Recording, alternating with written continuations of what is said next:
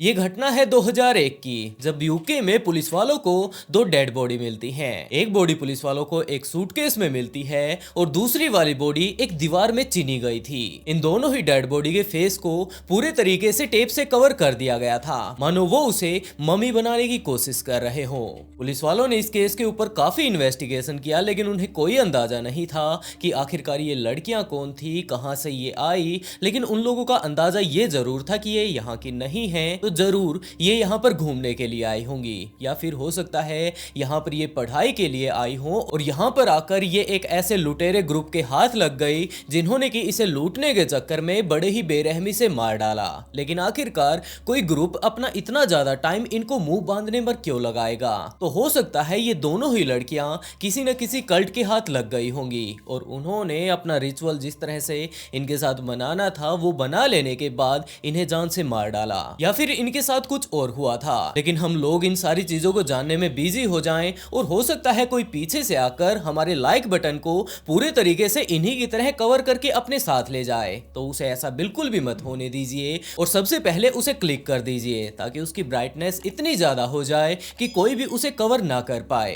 और साथ ही bloody files को सब्सक्राइब कर लें ताकि आगे आने वाली सारी की सारी वीडियोस के नोटिफिकेशन आप लोगों के पास टाइम से पहुंच पाए। और नीचे एक प्यारा सा कमेंट कर दें ताकि अगली वीडियो में मैं आप लोगों को शाउट आउट दे पाऊं। और इसी के साथ चलिए दोस्तों शुरू करते हैं आज की स्टोरी कि आखिरकार यहाँ पर क्या हुआ था। यह घटना शुरू होती है 18 नवंबर 2001 से, जब शाम का टाइम था और इंग्लैंड में मौजूद एक व्यक्ति पब की तरफ जा रहा था, क्योंकि मौसम काफी ज्यादा खराब था और बारिश आने का मौसम बन चुका था। तो वो पूरा दिन मेहनत कर करके काफी ज्यादा थक चुका था और थोड़ी देर रिलैक्स कर लेने के लिए वो पब की तरफ जा रहा था। पैदल पैदल वो जा रहा था कि उसी टाइम उसने रोड के किनारे पर ही देखा कि यहाँ पर एक बैग पड़ा हुआ है। ये कोई पहली बार नहीं था जब किसी ने इस बैग को देखा हो, क्योंकि ये बैग यहाँ पर काफी दिनों से पड़ा हुआ था। लेकिन कोई भी व्यक्ति इस बैग को नहीं छेड़ता है, क्योंकि सारे ही लोगों को ये बात लग रही थी कि ये बैग उनका नहीं है, ये उनकी प्रॉब्लम नहीं है और हो सकता है इस बैग में पता नहीं क्या समस्या उनका इंतजार कर रही हो, जिसके चलते सारे ही लोग उसे देखते हैं और सीधे निकल जाते हैं। लेकिन आज के टाइम में जो ये बंदा पब की तरफ जा रहा था, ये अपना सारा काम करके अब पूरे तरीके से रिलैक्स था और इसके दिमाग में ये बात आई कि आखिरकार ये किसका है, क्योंकि जहां पर ये लोग रहा करते थे यहाँ पर इतने ज्यादा घर नहीं थे, काफी दूर दूर यहाँ पर घर थे और यहाँ पर ये सूटकेस किसका रह गया होगा। यही सारी बातें उसके दिमाग में चल रही थी और ये सारी बातें सोचते सोचते वो उस बैग के पास पहुंच भी जाता है। उसे उस बैग से थोड़ी बदबू सी आ रही थी, लेकिन उसे कोई भी अंदाजा नहीं था कि इसके अंदर क्या हो सकता है। तो उसने बैग की चैन को खोलना शुरू किया और जैसे ही उसने चैन खोली तो उसके हाथ कुछ एक बाल लगते हैं। पहले तो उसने ये बात सोची कि हो सकता है ये किसी का बैग होगा, घर का उसका सामान होगा और ये विग जो है उसके इसी बैग में रखी हुई है। लेकिन जब उसने चैन थोड़ी और खोली तो उसे पता चलता है कि इसके अंदर सिर्फ और सिर्फ बाल नहीं है, ये कोई विग नहीं है, जबकि एक लड़की है और उसका फेस वो बिल्कुल साफ साफ देख सकता था। उसने थोड़ा सा बैग खोला था, ये चीज देखते ही वो काफी ज्यादा घबरा गया और जितनी उसने चैन खोली थी वो वापस ही बंद कर दी। वो तुरंत उस बैग से दूर आ जाता है और वहां पास में मौजूद पुलिस वालों को इस बारे में इन्फॉर्म करता है कि जनाब यहाँ पर एक बैग पड़ा हुआ है और इस बैग के अंदर कुछ एक ऐसी चीज मैंने देखी है।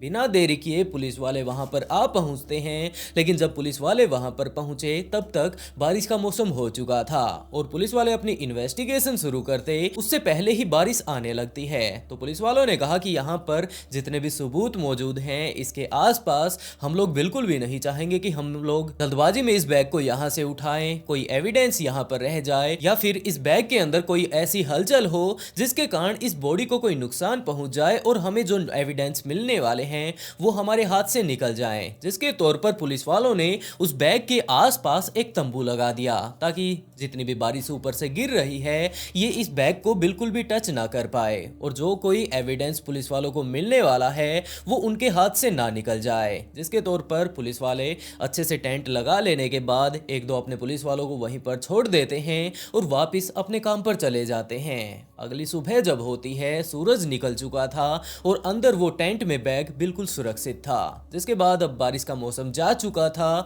तो पुलिस वाले दोबारा से वहां पर आते हैं आकर उस टेंट को अच्छे से हटाते हैं और उस बैग को खोलने लगते हैं। बैग को खोलते ही सबसे पहले जो उनको नजर आता है वो ये था कि इस बैग में एक लड़की मौजूद है। उसने कोई भी कपड़े नहीं पहन रखे हैं और उसका जो फेस है उसे पूरे तरीके से टेप से कवर किया गया है। पुलिस वाले इस बॉडी को बाहर निकाल लेते हैं, बैग से काफी सारे और एविडेंस लेने की कोशिश करते हैं कि शायद इसमें से कोई ना कोई आइडेंटिटी वगैरह इस लड़की की निकल आए, जिससे हम लोग अंदाजा लगा पाए कि आखिरकार ये कौन है। लेकिन उस बैग में इस बिना कपड़ों की लड़की के अलावा कुछ भी नहीं था। पुलिस वाले उस लड़की को अपने साथ लेकर जाते हैं और उसकी ले जाकर टेप उतारते हैं। पुलिस वालों ने देखा कि ये टेप कोई नॉर्मल टेप नहीं है, जबकि ये एक गिफ्ट पैक करने वाली टेप है और इसके ऊपर काफी सारी अलग अलग तरह की खोपड़ियां छपी हुई हैं। डॉक्टर्स जब इसका पोस्टमार्टम करने लगते हैं तो उन्होंने देखा कि इसका पूरा ही शरीर नीला पड़ चुका है, पीला पड़ चुका है और इसका शरीर काफी ज्यादा अकड़ चुका है, क्योंकि ये काफी दिनों पहले ही अपनी जान गंवा चुकी है। लेकिन जब उसके मुंह पर लगी हुई वो टेप उतारी जाती है तो उन्होंने देखा कि ये लड़की एशिया की तरफ की है। या तो ये जापान से हो सकती है, चाइना से हो सकती है, या फिर ये कोरिया या वियतनाम से होगी। और इन्हीं सब चीजों के बारे में सोचते सोचते वो लोग उनका पोस्टमार्टम करने लगते हैं। पुलिस वालों ने उस जगह को पूरे तरीके से छान मारा जहां पर कि ये बैग मिला था, लेकिन ना तो उस बैग के अंदर ना ही लड़की के पास से कोई भी ऐसे आइडेंटिटी कार्ड उसका नहीं मिला जिससे वो लोग अंदाजा लगा पाए कि ये लड़की कौन है, कहां से आई थी और कहां पर आज के टाइम में ये रहती थी। वैसे भी ये यहाँ पर करने के लिए क्या आई थी, इन सारी ही चीजों के बारे में पुलिस वालों को कोई भी अंदाजा नहीं था। पुलिस वालों ने अपने पुलिस स्टेशन में, वहां आसपास के पुलिस स्टेशनों में सारी ही जगह पर छान मारा, लेकिन इस तरह की लड़की जैसे कि उन लोगों को मिली थी, इसकी तो कोई मिसिंग रिपोर्ट भी दर्ज नहीं करवाई गई थी। और अब पुलिस वालों को कोई अंदाजा नहीं था कि आखिरकार हम इस लड़की की पहचान करें तो कैसे करें। पुलिस वाले इस लड़की के बारे में छानने की कोशिश करते हैं, इसके कातिल के बारे में छानने की कोशिश करते हैं, लेकिन उन्हें कोई अंदाजा नहीं था कि वो कहां पर है। और यूं ही पुलिस वाले अगले काफी दिनों तक इस केस के ऊपर इन्वेस्टिगेशन करते रहते हैं। लेकिन मार्च 2002 जब आया तो एक मेंटेनेंस वर्कर लंदन के एक घर में वहां पर जाकर मेंटेनेंस कर रहा था और उसे पता चलता है कि यहाँ पर बाथरूम में जो ये टाइल लगी हुई है, ये टाइल काफी ज्यादा खोखली हो चुकी है। उसने थोड़ा सा उसे खड़काया और वो हाथ में ही आ जाती है, जिसके बाद उसने ये बात सोची कि लगे हाथ में इसे भी ठीक कर दूं। लेकिन जब वो उस टाइल को लेकर दूसरी तरफ करता है, बिल्कुल अच्छे तरीके से उसे हटा देता है, तो उसने देखा कि यहाँ पर काफी गंदी बदबू आ रही है। इसके नीचे से काफी सारी चींटियां निकली हुई हैं, काफी सारे और भी कीट पतंगे यहाँ पर मौजूद हैं और यहाँ से काफी गंदी बदबू आ रही है। और इस तरह की बदबू आज से पहले उसने कभी भी नहीं सूंघी थी, जिसके चलते उसे थोड़ी गड़बड़ लगने लगती है और उसने पुलिस वालों के पास कॉल कर दिया। उसने पुलिस वालों को बताया कि जनाब, मैं यहाँ पर कुछ एक चीजें ठीक करने के लिए आया था, लेकिन मुझे यहाँ पर कुछ एक ऐसी चीजें मिली हैं जो कि मेरे समझ से बिल्कुल परे हैं और आप लोगों को आकर एक बार इसे चेक जरूर कर लेना चाहिए। पुलिस वाले जब वहां पर पहुंचते हैं और पूछा कि हाँ भाई, तेरे को क्या प्रॉब्लम है, तो वो बंदा कहता है कि जनाब आप लोग ही देख लीजिए। पुलिस वालों ने जाकर उस जगह को देखा, वहां पर काफी सारी चींटियां निकली हुई थी और उस स्मेल को सूंघते ही पुलिस वालों को भी अंदाजा हो चुका था कि यहाँ पर कोई ना कोई गड़बड़ चल रही है, जो कि नॉर्मल बिल्कुल भी नहीं। तो पुलिस वाले वहां पर थोड़ी छानबीन करने लगते हैं कि हम लोग कहां पर क्या कुछ ढूंढ सकते हैं जिससे हम लोग अंदाजा लगा पाए कि इस दीवार के दूसरी तरफ क्या चल रहा है। और जब पुलिस वाले काफी देर तक वहीं पर छानबीन करते रहते हैं, जो खोखली वहां पर टाइल मौजूद थी उन्हें चेक करने लगते हैं, काफी सारी और भी छानबीन करते हैं, तो उन्हें वहीं पर ऐसा छिपा हुआ दरवाजा मिलता है जो कि पूरे तरीके से सील पैक था। उसके ऊपर कोई भी हैंडल वगैरह नहीं लगा हुआ था और पुलिस वाले उसे खोलने की कोशिश करते हैं और कुछ एक देर तक जब उन लोगों ने कोशिश की तो आखिरकार वो खुल जाता है। लेकिन जैसे ही वो खुलता है तो अंदर से काफी गंदी बदबू आती है। पुलिस वाले थोड़ा पीछे हो जाते हैं और जब दोबारा से जाकर उन लोगों ने वहां पर चेक, तो वहां पर काफी सारी चींटियां मौजूद थी और इसके अलावा एक कपड़े का बंडल जैसा रखा हुआ था। उन लोगों ने उस बंडल को जब खींचा तो उन्हें पता चलता है कि इस बंडल के अंदर एक पैर भी मौजूद है और यहाँ पर एक छोटी सी ऐसी जगह है जहां पर कि एक इंसान को अंदर दीवार में फंसाया गया है। उन लोगों ने उसे बाहर निकाला और बाहर निकालते ही जो सबसे अजीब बात थी पुलिस वालों ने देखा वो ये थी कि इसके फेस को पूरे तरीके से कवर किया गया है और किसी और चीज से नहीं जबकि एक टेप से। पूरा का पूरा इसके फेस को रोल करके टेप के साथ बंद कर दिया गया है, लेकिन जो इसकी आंखें मौजूद हैं उन्हें कवर नहीं किया गया है। बाकी सारी जगहों को कवर कर दिया गया है, लेकिन आंखों की जगहों को खाली छोड़ दिया गया है। लेकिन इसके आसपास कोई भी ऐसी चीज मौजूद नहीं थी जिससे पुलिस वाले अंदाजा लगा पाए कि ये कौन है। और ये केस भी बिल्कुल उसी तरह था जैसा कि पुलिस वालों को वो महिला मिली थी उस बक्से में। उस महिला के फेस को भी टेप से रोल किया गया था और इस महिला के फेस को भी पूरे तरीके से टेप से रोल किया गया है। सिर्फ और सिर्फ इसकी आंखों की जगह छोड़ी गई है, लेकिन उस वाले केस में आंखों को भी पूरे तरीके से कवर किया गया था। पुलिस वाले इसे बाहर निकालते हैं, इसे पोस्टमार्टम के लिए भेज देते हैं और वहां पर जाकर डॉक्टर्स ने देखा कि इसके फेस के साथ साथ इसके दोनों हाथों की उंगलियों को भी टेप किया गया है ताकि ये किसी भी तरह की कोई भी रिएक्शन ना कर पाए। अच्छे से जब इसका पोस्टमार्टम किया जाता है, उस वाली का भी पोस्टमार्टम किया गया था, तो ये बात भी उन्हें पता चली थी कि इन दोनों ही लड़कियों ने दम घुटने के कारण अपनी जान गंवाई है। यानी कि जब ये टेप इनके मुंह पर लगाई जा रही थी तो ये जिंदा थी और उसके बाद इनके नाक पर भी ये टेप लगा दी गई, मुंह पर भी लगा दी गई और दम घुटने के कारण उसके बाद इन्होंने अपनी जान गंवा दी। उसी तरह इसे भी पीटा गया था, सेक्सुअली असॉल्ट किया गया था, लेकिन कोई भी सबूत ऐसा नहीं बचा था कि इनके साथ ये सब किसने किया था। और पोस्टमार्टम में ये बात भी पता चलती है कि जो ये वाली लड़की है जो कि बाथरूम से मिली है, इसको दिसंबर में मार दिया गया था और उसके बाद इसे यहाँ पर पैक कर दिया गया, अच्छे से कपड़ों में पैक करके। उसके बाद इतने दिनों से ये यहीं पर थी। लेकिन जब ये दोनों ही डेड बॉडी पुलिस वालों को मिल चुकी थी कि इस तरह का केस वहां पर भी हुआ था, यहाँ पर भी हुआ है, तो उन्होंने छानबीन करना शुरू किया कि आखिरकार इसके दोस्त कौन हो सकते हैं, इसका परिवार कौन हो सकता है। और ये दोनों ही महिलाएं यहाँ की नहीं लगती, जबकि ये दोनों ही या तो चाइना की होंगी, कोरिया की होंगी या फिर वियतनाम या जापान की तरफ की हो सकती हैं, क्योंकि ये दोनों ही महिलाएं एशियन थी। लेकिन पुलिस वालों के पास इनकी कोई आइडेंटिटी नहीं थी, कोई भी ऐसा सबूत इन लोगों के पास नहीं था जिससे वो लोग पता लगा पाए कि आखिरकार ये कौन है, कहां से आई थी, कहां पर आज के टाइम में रहती हैं। और उन लोगों के हाथ सिर्फ और सिर्फ एक चीज यही लगी कि इनके फेस को पूरे तरीके से टेप से पैक किया गया था। और ये टेप कोई नॉर्मल टेप नहीं है, जबकि इनके ऊपर अलग अलग तरह के स्ट्रक्चर छपे हुए हैं और ऐसी टेप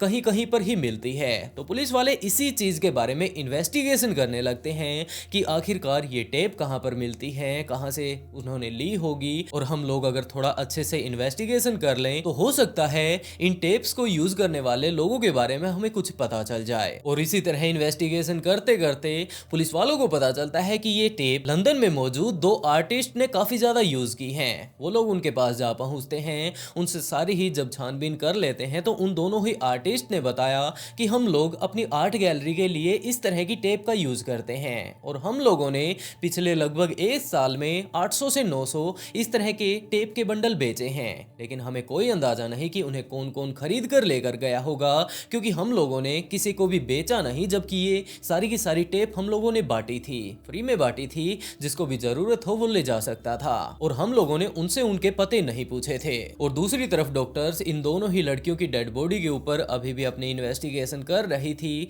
ताकि उन लोगों को कुछ एक और बातें इन लोगों के बारे में पता चल जाएं। और इसी तरह काफी दिनों तक जब उनके ऊपर टेस्ट किए जाते हैं तो डॉक्टर्स इस बारे में पता लगा लेते हैं कि इन दोनों ही लड़कियों की उम्र लगभग 20 से 25 साल की रही होगी। और जिस तरह का इनका बॉडी स्ट्रक्चर है, फेस है और जिस तरह के भी इनके डीएनए वगैरह हैं, उन सारी ही चीजों को लगाकर एक तरह का हम लोग अंदाजा लगा सकते हैं कि ये लड़कियां जरूर साउथर्न चाइना या फिर कोरिया की रही होंगी। आखिरी टाइम में जब इन लड़कियों को मारा गया था तो इनको पूरे तरीके से टेप से बांधकर मारा गया था और दम घुटने के कारण इनकी जान गई थी। सेक्सुअली भी इन्हें आखिरी टाइम में असोल्ट किया गया, लेकिन उनके बारे में डॉक्टर्स ज्यादा पता नहीं कर पाए। और एक और जो अच्छी बात पुलिस वालों के हाथ लगती है वो ये था कि जो ये सूटकेस वाली लड़की मिली थी, इसका जो सूटकेस था ये मेड इन कोरिया था, तो जरूर ये लड़की कोरिया की होगी। आखिरी टाइम में इसी के बैग में मारकर इसे यहाँ पर भेज दिया गया होगा। तो पुलिस वाले कोरियन अथॉरिटी से जाकर संपर्क करते हैं कि क्या आपका कोई टूरिस्ट यहाँ पर पिछले कुछ एक दिनों में आया था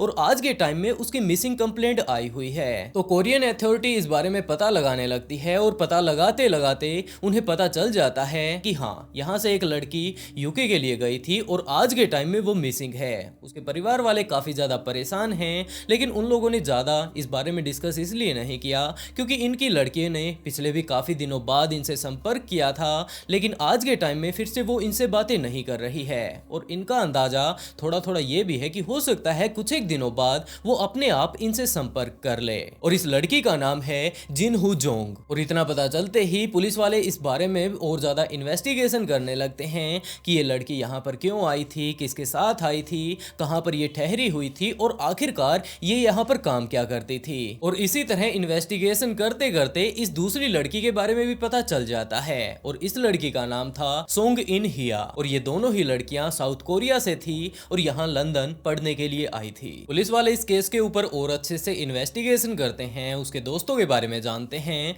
उसके परिवार वालों के बारे में जानते हैं, तो उन्हें पता चलता है कि ये दोनों ही लड़कियां यहाँ पर पढ़ने के लिए तो आई थी, लेकिन इसके अलावा इन्हें घूमने का काफी ज्यादा शौक था। ये जहां पर भी जाती अपने अच्छे से दोस्त बना लिया करती थी और पुलिस वालों को पता चलता है कि इन दोनों का ही एक सिमिलर दोस्त भी था।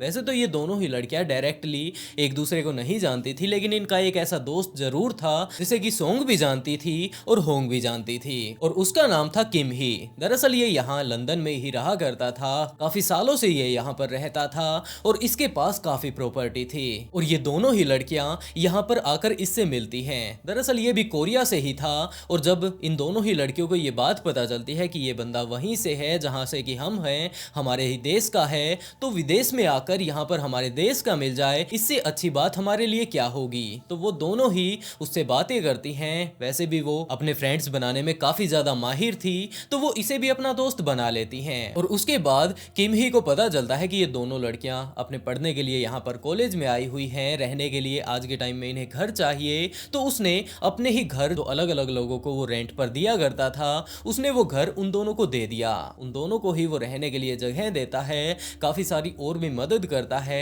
उनके घर वालों को वो दोनों ही लड़कियां ये बताया करती थी कि अपने कोरिया का ही एक लड़का है, वो यहाँ पर सेटल हो चुका है और उसकी यहाँ पर काफी सारी प्रॉपर्टी है, वो बड़े ही मजे से यहाँ पर रहता है और आज के टाइम में वो मेरा लैंडलॉर्ड है क्योंकि मैं उसकी ही प्रॉपर्टी पर रहती हूँ। बिल्कुल अच्छे से मैं यहाँ पर सेट हो चुकी हूँ और आप लोग चिंता बिल्कुल भी मत कीजिएगा। यही सारी बातें होंग ने अपने घर वालों को कही और यही सारी चीजें सोंग ने भी अपने घर वालों को कही।